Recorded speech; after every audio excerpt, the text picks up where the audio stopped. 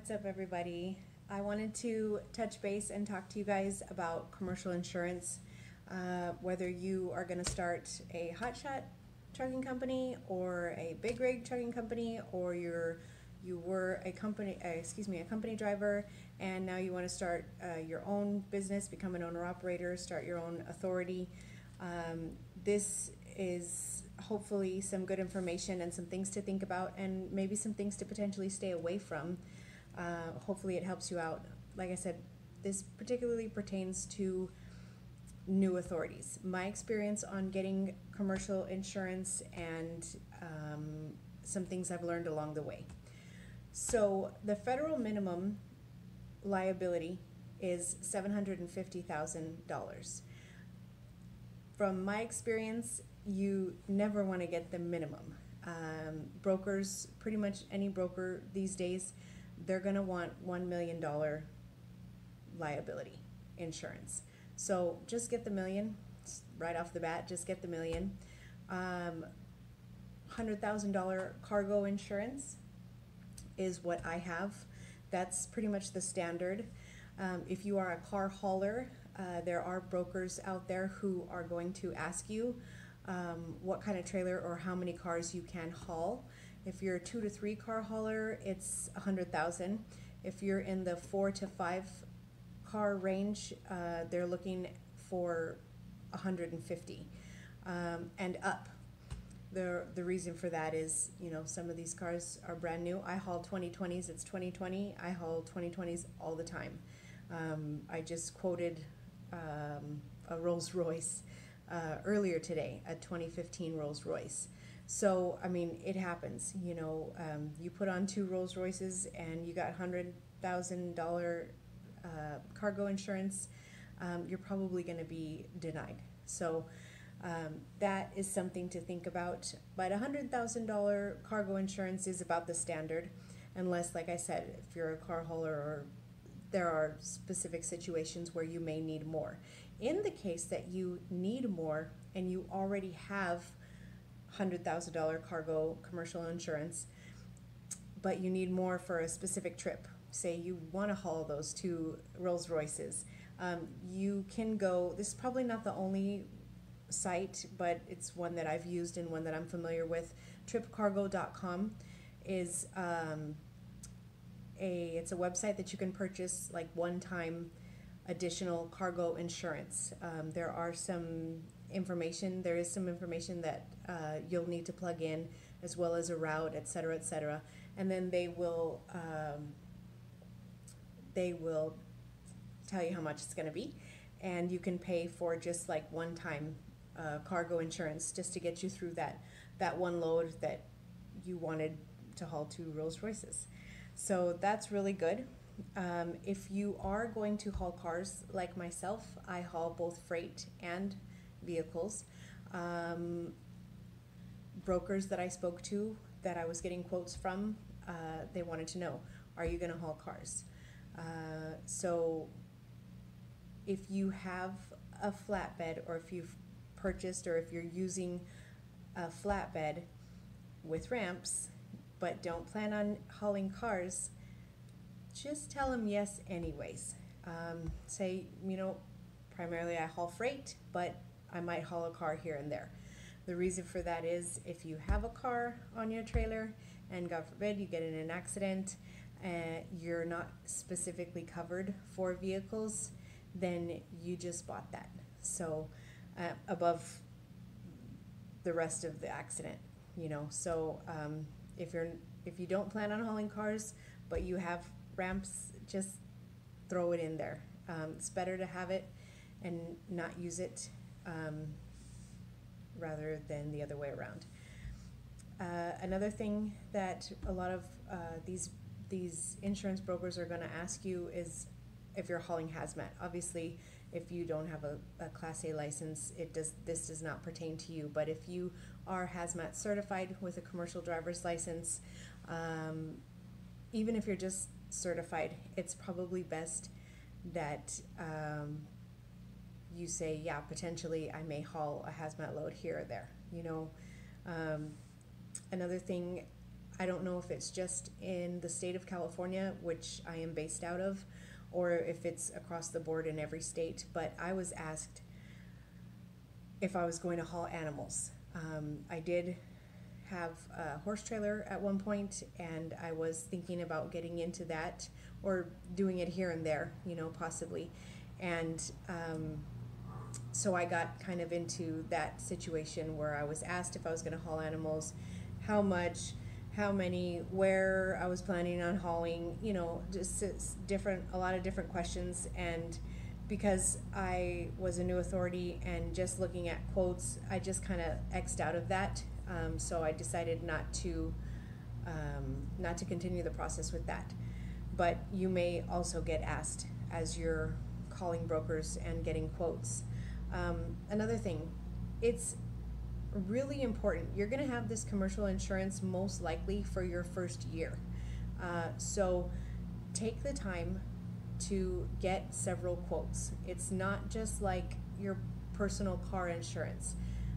Get several quotes, make sure you're clear, make sure these brokers send it to you, in writing, a quote in black and white that shows what you would be covered for, what you plan to be hauling, and what your down payment is going to be, the information on the insurance company that this broker plans on booking your quote and getting your insurance with.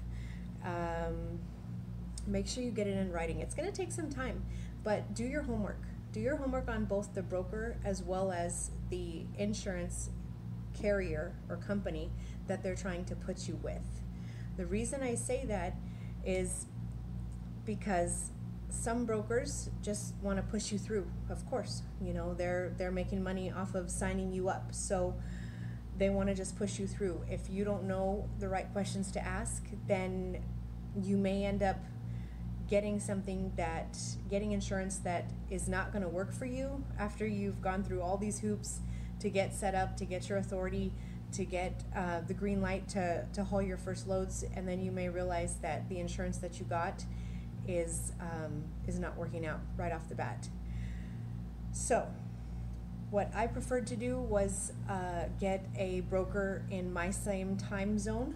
That's because, well, I'm trying to book loads, and there's a lot of brokers, a ton of brokers. Almost every broker is going to ask you for a certificate of insurance with them as a certificate holder. So in order to get that, you need to contact your broker. And if your broker is on the East Coast and it's 2 o'clock over here, or I'm sorry, if it's whatever, it's a 3-hour difference, and I'm trying to book a load, but they've already closed, or vice versa. You know what I mean? So I chose to get a broker in the same time zone as I am, even though there are freight brokers, of course, that I deal with across the country.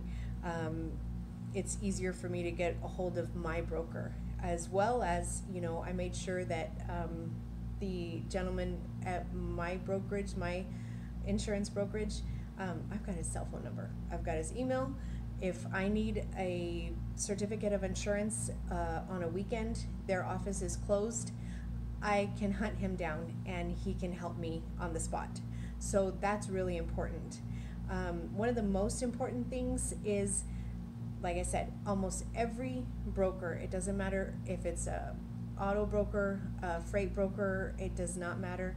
Almost every one of them is going to want a COI, a certificate of insurance, which names their company and their company's address as a certificate holder. So, number one, you want to ask when you're getting these quotes, you want to ask if the broker will provide, number one, unlimited certificate of insurances. Number two, if they are free of charge. If they are not free of charge, go somewhere else. Because once you get your new authority, and once you start running and making those calls to those brokers to try and book your first loads in your first 90 days, it is going to be hard enough for you to get loads from some of these brokers and then to make money, right? You've already dumped a bunch of money into this new authority just to start running loads, and now you got insurance. You didn't know that they were going to need these certificate of insurances. You got commercial insurance, and you have to pay, you know, whether it's 25 bucks, 50 bucks, 100 bucks, who knows? But if you have to pay for these certificate of insurances, it can add up, and it can add up pretty quickly. So they should be free of charge. They should be. And if the broker tells you that no, it's an additional fee, whether, I don't care if it's 5 bucks or 50 bucks, it adds up. In your first 90 days, you will not believe how many certificate of insurances, how many broker packages and contracts you're going to have to sign in those first 90 days. It's a lot. I think one day I requested 6 certificate of insurances in one day. Just booking freight, you know, and just booking freight for probably the next day or 2 days. You know, I had requested 6 in one day. So can you imagine if each of those had cost me $25? You know, that's money that you're not going to get back. So be very mindful of that. Make sure you ask, make sure you're not being charged. The other thing is you want to ask what's their time frame. From the time you send that email or make that phone call requesting that certificate of insurance from your broker, what is their turnaround time to actually get it to you? The reason for that is there's going to be a ton of trucking companies, you know, calling that same freight broker or car auto broker for that load that they just posted. So if the lag time with your broker is 20 minutes, 30 minutes, you've pretty much lost that load. So you've called the freight broker, you've called your insurance broker, you're waiting on a certificate of insurance, you keep checking your emails, you're probably pulled over on the side of the road somewhere, and you're trying to get this one load, and your insurance broker is taking too long to get that certificate to you. So you just lost it, because that freight broker is going to go with whoever else who has their contract already done, has turned in her certificate of insurance to them, and they're just going to dispatch that load out to that other carrier because it's easier for them, you know. So make sure you are asking what's the turnaround time on getting a certificate of insurance. For me personally, the turnaround time is usually 15 minutes or less. It's only been a couple times that my insurance broker has missed the email, or they've gone out to lunch and, you know, it's taken up to an hour. It's not very often. Another thing that you need to consider is, just like us carriers have safety scores, and you know, we have to worry about compliance and everything like that. These insurance companies or these insurance carriers, they have scores as well. They can be A++, A+, B. It goes, you know, all the way down, just like that. So when you are a new authority and you've just started out and you've dumped, like I said, a ton of money on equipment and, you know, all these other startup costs, don't go cheap on your commercial insurance. I have spoken to other new authorities, and they got, you know, some got B-rated, didn't know that it was B-rated, and then they go to start hauling their first loads, and they're getting told no, you know, your insurance is high risk, you know.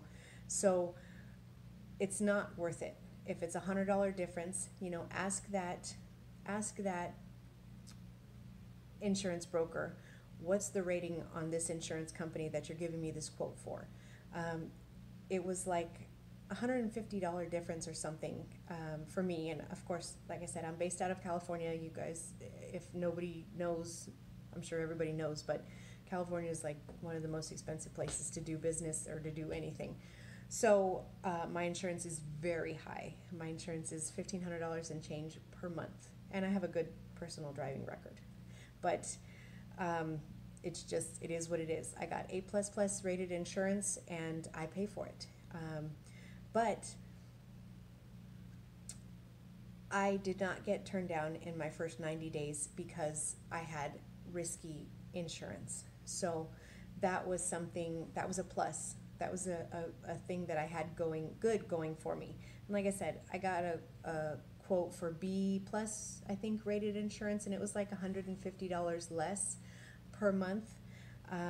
But like I said, I have also spoken to other new authorities and who had B rated insurance, and they were denied, many times within their first 90 days because of that. So, it's going to be stressful enough trying to book your first loads. And like I said, get all those certificate of insurances, get all those broker contracts and carrier packets filled out and sent back to all these different brokers. It's going to be tough enough to put routes together, to put loads together to make a profit in your first 90 days. You don't want your insurance being an issue after you've probably put down $2,000, $3,000, $4,000, who knows how many thousands of dollars down for this insurance, and then you realize, shit, it doesn't work for me. So don't go cheap. That's my best suggestion for that. So there is a website. If you ask whatever insurance brokers you're working with, I forget the name of the website at this second, but if you ask them, there is a website where you can look up these insurance companies that you're getting quotes for. You can actually get their stats and see what their ratings are on your own. Don't go off of the insurance brokers and how legit they are. The only other thing that I have to suggest to you guys is do business or ask the insurance brokers that you're getting these quotes from if the insurance company is based in the United States. There are a ton of offshore insurance carriers. They are selling insurance or covering insurance coverage here in the United States, but they're based out of the country. So think of this. You get your commercial insurance, you put $4,000 deposit down, you're paying whatever, $1,500, $1,200, $1,500 a month. You unfortunately get in an accident within your first 6 months, and now you need to use your $1 million commercial insurance to cover an accident, and all of a sudden that offshore insurance carrier that you paid thousands and thousands of dollars to, they don't want to cover your claim. They don't want to cover your accident. They don't want to keep up with their end of the bargain. It's really going to be difficult for you to summons an out-of-country or an offshore insurance carrier to a United States courthouse. So just think of that. I don't really know how these guys get to stay in business.